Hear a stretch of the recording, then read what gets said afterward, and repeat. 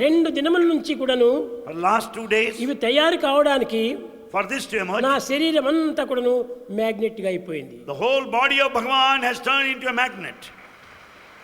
కనుకనే నేను కాళ్ళు పెడితే ఈ కాళ్ళు అంతా కూడా భూమికి ఖర్చుకుంటున్నాయి. That's the reason why wherever he lays his foot, it gets stuck up there. ఆ ఖర్చుకున్నటువంటి కాళ్ళను ఎత్తడానికి కొంచెం కష్టం అవుతుంది. And to lift it, it's difficult.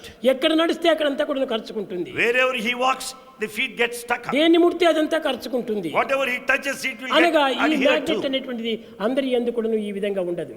Such things will not happen with everybody. ఇది కేవలము ఒక దివ్యత్వం నందు మాత్రమే ఈ మ్యాగ్నెట్ ఇంత పవర్ఫుల్ గా ఉంటుంది. The magnetic force is of very high intensity because of divinity. కనుక 3 దినముల నుంచి కూడాను నాకు కాళ్ళు నడచడానికి వీలు కాకుండా పోయింది. For the last 3 days, Bhagavan found it difficult అది to నాకేమి walk. కష్టం కాదు. Not any difficulty there. కానీ దాని యొక్క nature, But it's the nature of the దాని magnet. సహజము. It's quite natural. ఎందుకంటే దేహం అంతా మ్యాగ్నెట్ గా ఉంది. The whole body is magnet.